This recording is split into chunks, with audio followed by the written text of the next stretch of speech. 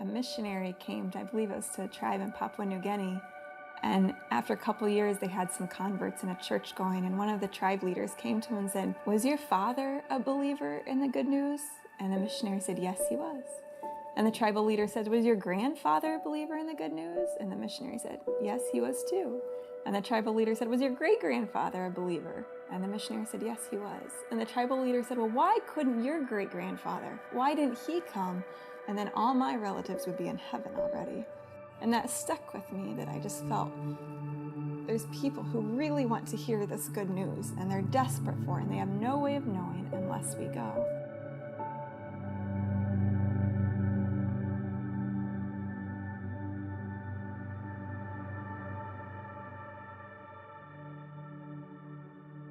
We never thought that, like 10 years ago after your internship, that we were never going to come back to West Michigan, I don't think. No, for sure not. And so the Lord just worked that out to bring us back. We've got 2 kids, a good house, cars in the garage that run nice. We got a good job. So it's kind of like we're almost a little bit on cruise control. I mean, we definitely have our ups and downs. I mean, don't get me wrong. My grandparents were missionaries in Tanzania for nearly 40 years. My mom and her siblings grew up in Tanzania. So I just thought, well, one of these days I'll be a missionary. But after we got married, the time was just never right.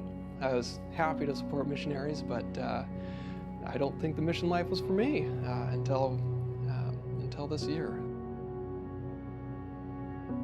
So we'll be in Kijabe, Kenya, working at the hospital there as a couple. We get to work together as medical translators, and we get to serve with a chaplaincy team, just to make sure that everyone who comes to that hospital, whether they're local, national, or an immigrant, that everyone gets to feel welcome. And we really both felt that was where the Lord was leading us. Still praying about it. I know.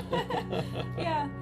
When I went into work to tell my boss that I'm going to be leaving in January, essentially to go to Africa, not only are they not going to fire me for leaving soon, they are very encouraging and they are very supportive.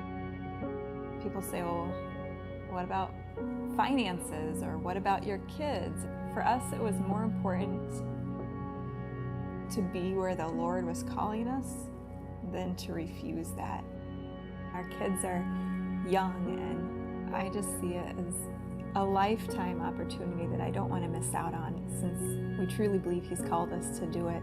And I remember Claire keep telling us how she's excited to go and tell other people about Jesus.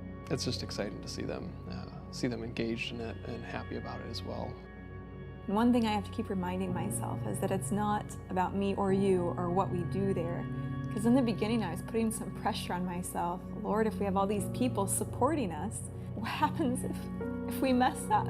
But then I realized I'm not looking for any specific results. My only goal is to follow where the Lord leads, and it's all about Him. It's not about us. And I don't think any other time in our life would have been right for us to go. It had to be the Lord's leading. But now that He has called us, I'm ready to go.